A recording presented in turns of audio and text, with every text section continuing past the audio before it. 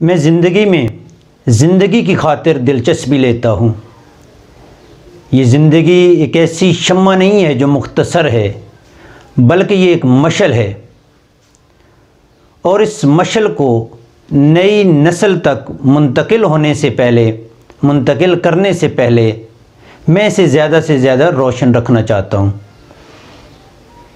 ये अल्फाज शुरा आफाक अदीब George Bernard Shaw के हैं। दुनिया में बहुत कम ऐसे लोग आए हैं जो अपने नाम के पहले हरूफ से मशहूर हुए हों। जॉर्ज बर्नार्ड शॉ का नाम उनमें से एक है, GBS यानी George Bernard Shaw. George Bernard Shaw की ज़िंदगी अजीब तज़ादात से भरी हुई है। कहीं पे वो अपनी अव्वलीन ज़िंदगी में हमें इतना शर्मीला और मुनकसिरुल मिजाज नज़र आता है कि वो अपने दोस्त के दरवाज़े को पे दस्तक भी नहीं देता और पैरों वहाँ पे खड़े रह के दोस्त का इंतज़ार करते करते वापस घर चला आता है। और कहीं पे हम हज़ारों के मजमू से उसे तकरीर करते हुए देखते हैं। दूसरी तरफ उसकी ज़िंदगी इतनी मफलूकुल हाल है कि उसके कपड़े और जूते फटे पुराने होते, और दूसरी तरफ हज़ारों पाउंड के इनामात को भी वो ठुकरा देता है। जॉर्ज बर्नार्ड शॉ की वालिदा ने अपने चची की मर्ज़ी के ख़िलाफ़ जॉर्ज के वालिद से शादी की, जिसकी पादाश में उसे घर से निकाल दिया गया और अपनी तमाम जायदाद से आग होना पड़ा। यूँ गुर्बत और मफलूकुल हाली का सफ़र शुरू होता है।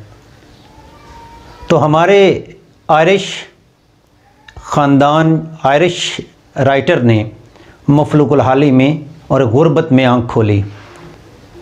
यहाँ तक कि 15 बरस की उम्र में ही जॉर्ज को मुलाजमत इख्तियार करना पड़ी। उसे 1 पाउंड से भी कम माहवार तनख्वाह मिलती थी।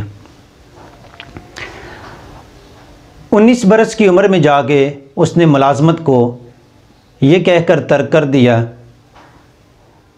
कि ज़िंदगी एक ही दफ़ा मिलती है, मैं इसे दफ्तरी उलझनों का शिकार नहीं होने दूंगा। 20 बरस की उम्र में वो मुलाजमत तर्क करके अपनी वालिदा के पास इंग्लैंड चला गया, जहाँ उसकी वालिदा मौसीकी पर तालीम देकर अपना पेट भर रही थी। जॉर्ज बर्नार्ड शॉ की ज़िंदगी में ये इनकलाब क्यों आया? दर हकीकत 7 बरस की उम्र तक जॉर्ज ने बाइबल और अलफ लैला जैसे नज़रियात और किताबें पढ़ डाली थीं।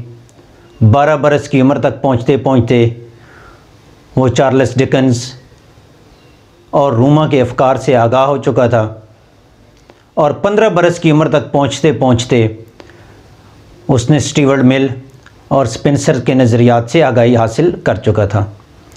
ये तमाम बड़े मुसन्निफ़ीन और इस अजीम लिटरेचर ने उसके दिमाग को तेज़ तर कर दिया। जब वो 20 बरस की उम्र में यानी 1876 में इंग्लैंड आया, तो अगले 9 साल तक वो मुतवातर लिखता रहा। यहाँ पे फिर उसकी ज़िंदगी तज़ादात का मजमुआ बन के हमारे सामने आती है।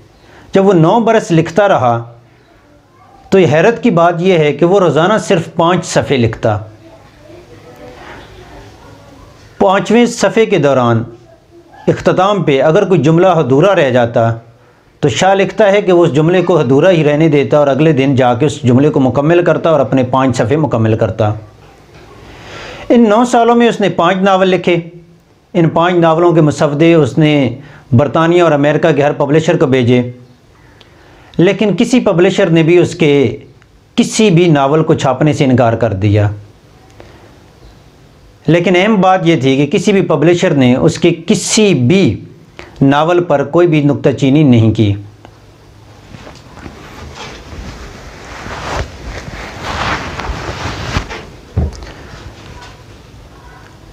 बर्नार्ड शॉ ने लिखने के अमल को तर्क नहीं किया और वो मुतवातिर लिखता चला गया। पहली बार उसे 5 पाउंड एक मजमून लिखने की वजह से बतौर तनख्वाह मिले, और दूसरी मर्तबा उसे वोटों की गिनती करने के बाद 1 पाउंड मिला था। जॉर्ज को अदबी दुनिया से जो बाकायदा कमाई शुरू हुई वो उसके ड्रामों की बदौलत है, अगरचे उसके इब्तदाई ड्रामे कामयाब भी न हो सके। इसी अरसे में उसने लंदन की लाइब्रेरियों की तमाम छोटी बड़ी किताबें कंगाल डालीं। यहाँ पर भी जोसेफ स्टालिन की तरह उसकी ज़िंदगी को बदलने वाली किताब दास कैपिटल थी। दास कैपिटल को पढ़ने के बाद वो इस नतीजे पर पहुंचा कि तमाम इंसानियत की बराबरी और मसावात के लिए इनकलाब लाजमी है। वो जॉर्ज जो एक शर्मीला, मुनकसिरुल मिजाज और दरियाए टीम्स के किनारे अपने दोस्तों से गपशप भी ना करता, वही जॉर्ज तकरीरें करने लग गया। यहाँ से तकरीर का जो उसके तकरीर करने का सफ़र है वो भी अपने अंदर एक अनोखी और छंबा जो है और हैरत का एक जहां लिए हुई है। उसने एक फ़न तकरीर सिखाने की क्लास में शमूलियत इख्तियार की और कुछ ही दिनों के बाद उसे तंजीम का सदर बना दिया गया। वो इस अपनी तकरीर के सफ़र को जारी रखा।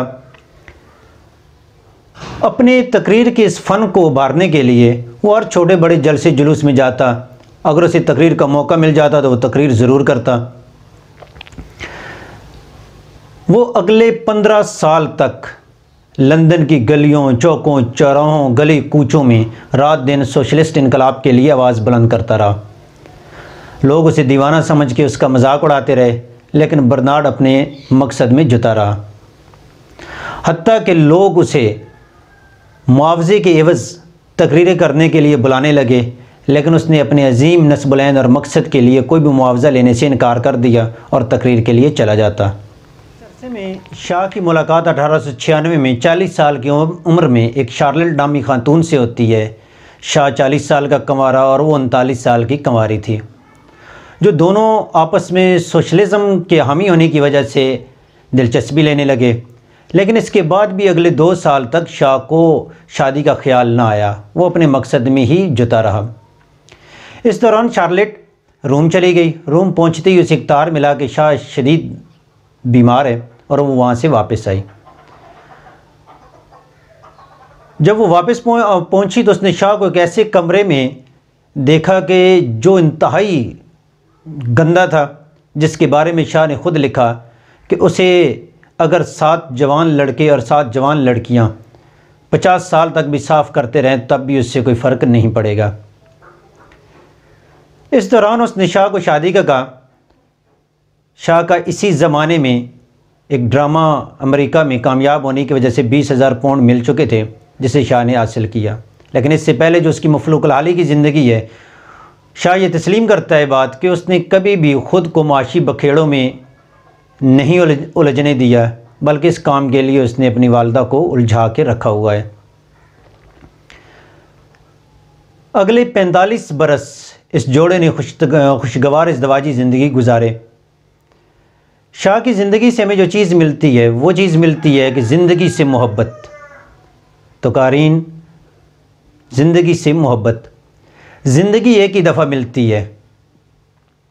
आप इसे किसी अजीम मकसद के तहत गुजारें या अपने पेट की खातिर इसे गुजारते चले जाएं।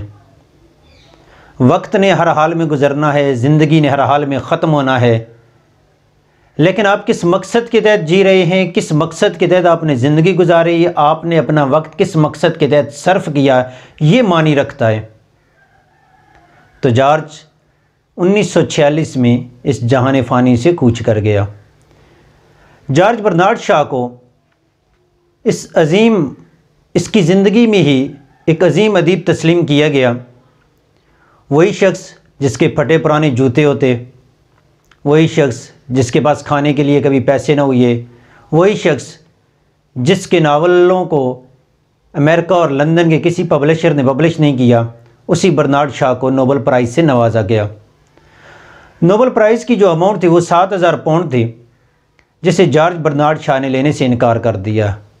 आखिरकार मिन्नत समाजत से उसे चंद सेकंड के लिए इस नोबेल प्राइज़ को वसूल करने के लिए राज़ी किया गया, जिसे उसने एक हाथ से वसूल करके दूसरे हाथ से एक आयरिश अदबी तंजीम को तफवीज़ कर दी।